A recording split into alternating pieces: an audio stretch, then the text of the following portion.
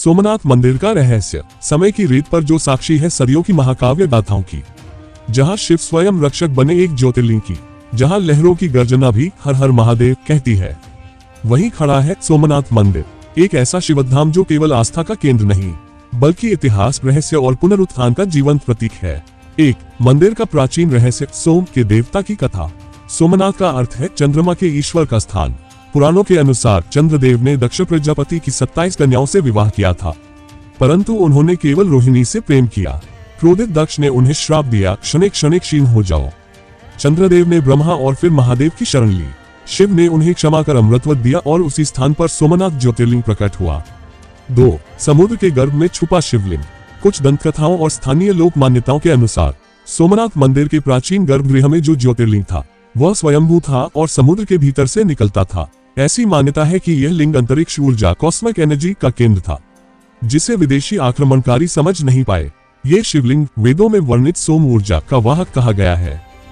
सोमनाथ को इतिहास में 17 बार तोड़ा गया और हर बार फिर से बना। महमूद गजनवी, जिसने इसे लूटकर इसके खजाने को ले जाया, वह भी स्तंभित था मंदिर की संपत्ति और वैभव देखकर।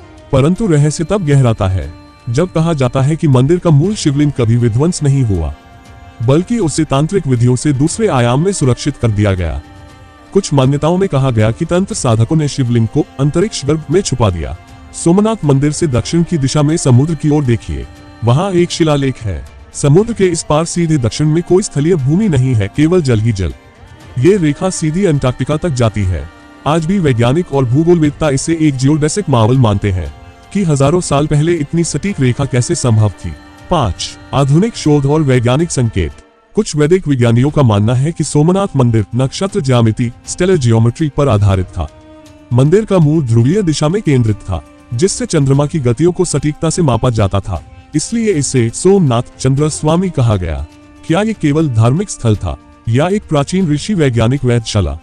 1947 में जब भारत स्वतंत्र हुआ तो लौह पुरुष सरदार वल्लभ भाई पटेल ने कहा, यह मंदिर केवल आस्था नहीं, हमारी संस्कृति की अस्मिता है। उन्होंने इसके पुनर्निर्माण का नेतृत्व किया। 1951 में भारत के पहले राष्ट्रपति डॉक्टर राजेंद्र प्रसाद ने इसका उद्घाटन किया और कहा, यह मंदिर भारत की आत्मा का प्रतीक है। सोमनाथ केवल मंदिर नहीं है, यह इतिहास है, रहस्य है, आस्था है और पुनर्जन्म का प्रतीक है। जहां देवताओं की ऊर्जा अब भी लहरों के साथ गूंजती है, जहां शिव अब भी सोम के रूप में विराजते हैं, वहीं से हम सीखते हैं कि सच्चा धर्म समय से परे होता है और शिव अनादि और अजेय है।